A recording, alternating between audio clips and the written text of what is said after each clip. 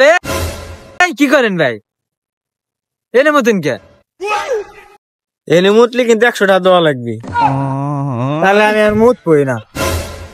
তাই মেয়ে মতেন না মানে না মুতলি 200 টাকা দেওয়া লাগবে। তাহলে আমি মুইতেই টাকা দিব ভাই। এই মেয়ে আবার মুতবেন মানে? এখন মুতলি 300 টাকা দেওয়া লাগবে। টাকা দেয় নাকি? হ্যাঁ 300 টাকা? আগে মুতলি তো ভালো হইতো তাহলে। ওই তোর অত কাহিনী মানে হুনার আমার সময় নাই। তুই টাকা দে তো 300। দাঁড়ান ভাই, আমার কাছে তো 300 টাকা বাংটি নাই, 500 টাকা আছে।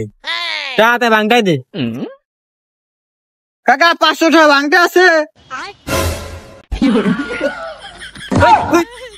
কোনে গেল?